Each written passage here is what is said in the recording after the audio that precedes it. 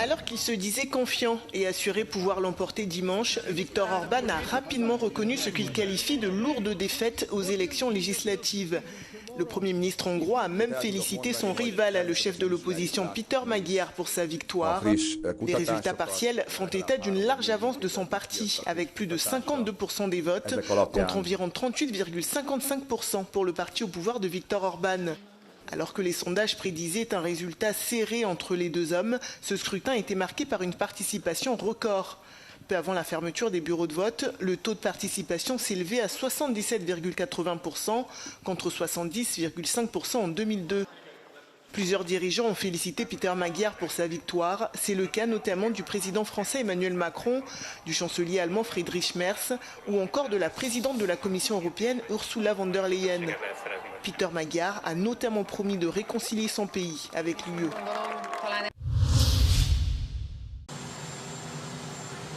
Donald Trump a ordonné dimanche un blocus naval américain du détroit d'Ormuz en réponse au refus de Téhéran d'abandonner ses ambitions nucléaires lors des pourparlers de paix à Islamabad. Mais ce n'est pas tout, le locataire de la Maison-Blanche a également menacé la Chine de droits de douane à 50% si elle aidait militairement l'Iran.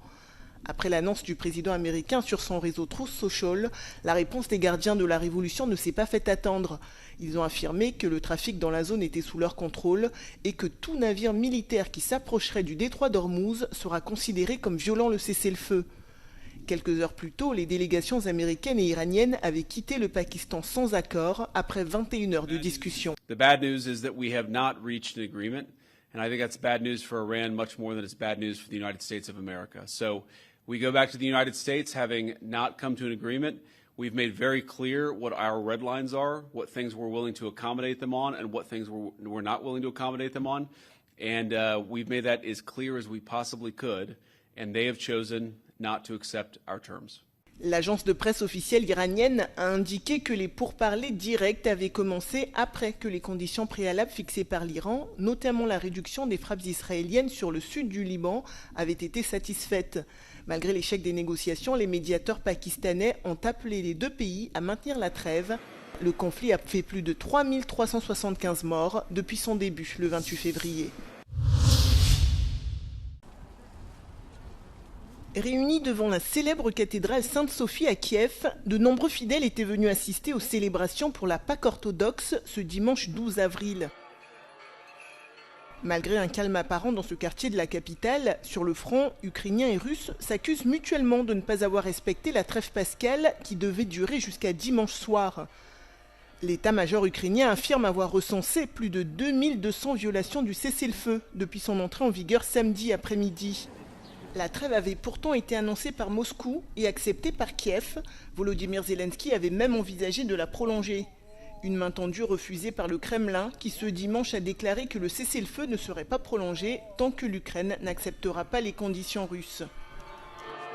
De l'autre côté de la frontière, la journée était également marquée par les célébrations de la Pâque orthodoxe, comme ici à Khabarovsk, une ville située dans le sud-est de la Russie. Mais sur le front, Moscou accuse elle aussi l'Ukraine de ne pas avoir respecté la trêve et affirme avoir recensé près de 2000 violations du cessez-le-feu. C'est dans une basilique Saint-Pierre bondée que le pape a lancé un vibrant appel à la paix. À l'occasion d'une veillée de prière ce samedi au Vatican, le souverain pontife s'est exprimé sur le contexte géopolitique actuel. Sans les nommer, Léon XIV a pointé du doigt ceux qui justifient la guerre par des arguments religieux. Donald Trump et son secrétaire d'État à la Défense Pete Hegseth, ainsi que le Premier ministre israélien Benjamin Netanyahou, ont multiplié les références bibliques depuis le début de la guerre en Iran. Fratelli e sorelle, chi prega a coscienza del proprio limite, non uccide e non minaccia la morte. Basta con l'idolatria di se stessi e del denaro. Basta con l'esibizione della forza. Basta con la guerra. Depuis le début du conflit en Iran lancé par les États-Unis et Israël le 28 février, le pape s'est plusieurs fois exprimé en faveur d'un retour au calme. Des prises de position de plus en plus fermes, mais également embarrassantes pour Washington, ce qui pourrait compliquer les relations entre le Saint-Siège et l'Amérique de Donald Trump.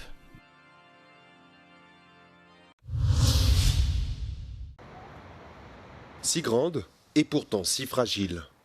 Comme tant d'autres, la plage de São João da Caparica, à Almada, près de Lisbonne, subit les assauts de l'océan. Ces derniers mois, les tempêtes Ingrid, Joseph, Christine, Leonardo et Marta ont entamé ici le trait de côte. Selon l'agence portugaise de l'environnement, de janvier à février, la plage a reculé de 14 mètres. Seja, onde havia reduna, a duna resistiu e lá está. Onde, assim que acaba a reduna, temos 1,5 metro de fosso, porque a areia foi toda. Perante o recuo das praias e os estragos provocados pelas tempestades no início do ano, o Governo anunciou um plano de investimento na costa portuguesa no valor de 111 milhões de euros, sendo que 15 milhões serão já aplicados em medidas de requalificação da zona costeira antes do início da época balnear. Sur cette côte, des opérations de rechargement de plage, autrement dit de dépôt artificiel de sable, sont prévues. As pessoas não percebem muito bem porque acham que é deitar areia para o mar e é deitar dinheiro à rua, mas não é, porque todos estes enchimentos o que é que têm permitido? Têm permitido maior sedimentação no fundo do mar e é isto que está a salvaguardar a costa. Accélération de l'élévation du niveau de la mer, multiplication des phénomènes météorologiques extrêmes, déficit structurel en sable, de nombreux facteurs permettent d'expliquer le phénomène de l'érosion côtière. Os nossos rios, devido às barragens que existem, transportam menos areia para o mar e, portanto, eu tenho menos areia disponível no sistema. E, portanto, o que acontece em muitas praias em Portugal é que, de ano para ano, se não se fizer nada, a quantidade de areia na praia vai se reduzindo. Renforcement des crêtes des dunes, amélioration des chemins d'accès, nettoyage des côtes ou encore désignation de zones à risque, l'agence portugaise de l'environnement tente de préserver l'équilibre délicat entre impact de l'activité humaine sur les rivages et préservation de ces milieux naturels fragiles.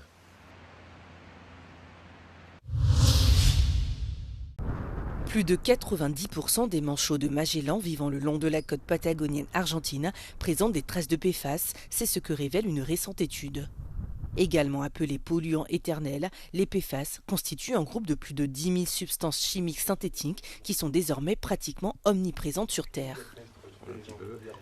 Les PFAS sont utilisés pour rendre des objets du quotidien résistants à l'eau et à la graisse, tels que les poêles anti-adhésives, les emballages alimentaires et les vêtements imperméables. Le problème avec ces polluants éternels est que leur dégradation peut prendre plus de 1000 ans, ce qui explique leur appellation. Les PFAS ont été détectés par des scientifiques au sommet de l'Everest, dans le sang humain et chez des espèces vivant en eau profonde. Les études ont prouvé qu'une exposition chronique à ces polluants éternels peut causer certains cancers, conduire à une baisse de la fertilité et à des lésions du système immunitaire. Aujourd'hui, on les retrouve chez l'une des plus petites espèces de manchots au monde. Les scientifiques utilisent ces oiseaux comme de véritables toxicologues miniatures. Plutôt que de prélever du sang ou d'arracher des plumes, les scientifiques ont équipé les manchots de petites bandes en silicone fixées à leurs pattes qui absorbent naturellement les produits chimiques présents dans l'eau, l'air et les surfaces avec lesquelles les animaux entrent en contact. Au cours des analyses, des PFAS ont été détectés chez plus de 9 pingouins sur 10 et surtout, les chercheurs ont mis en évidence non seulement des polluants présents depuis longtemps, mais aussi des produits chimiques de substitution plus récents, pourtant considérés comme plus sûrs. L'équipe prévoit désormais d'étendre le programme à d'autres espèces, notamment aux cormorans plongeurs, en utilisant la faune sauvage elle-même comme indicateur de la santé des écosystèmes.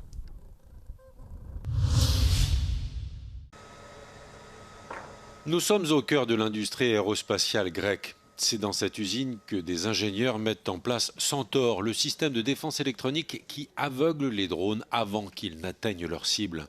L'entreprise publique Hellenic Aerospace Industry a inventé une défense qui s'affranchit des missiles et détourne de leur plan de vol les bombes volantes à coups d'ondes radio.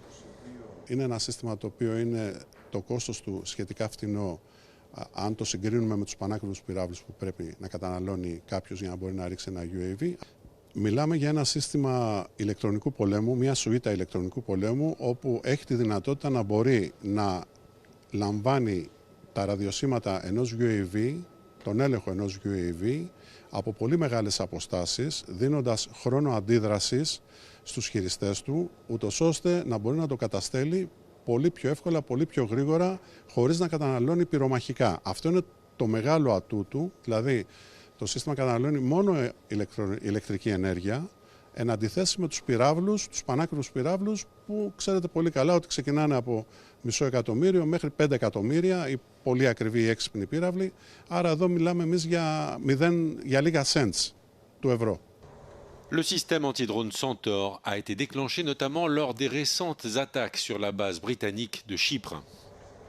Το σύστημα πρωτοχρησιμοποιήθηκε το 2024 τον Ιούλιο, όπου η φρεγάτα Ψαρά, επιχειρώντας στην επιχείρηση Ασπίδας στον κόλπο του Άντεν, κατάφερε και κατέριψε 3 UAV των Χούθη χρησιμοποιώντας το σύστημα. Συγκεκριμένα στις 7 Ιουλίου του 2024 κατέριψε 2, το ένα με το πυροβόλο ήταν και η πρώτη επαφή με το αντιντρόν, το δεύτερο με το αντιντρόν Κένταβρος, και αντίστοιχα στις 14 Ιουλίου κατέριψε 2 από 4 UAV που επιχειρούσαν.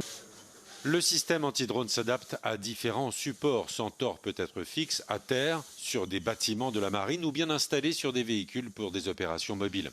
Centaur détecte les drones et brouille leurs signaux.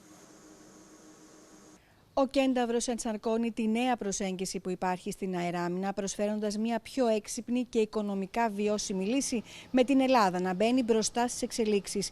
Παράλληλα, δίνει μια πολύ μεγάλη όθηση στην ελληνική αμυντική βιομηχανία.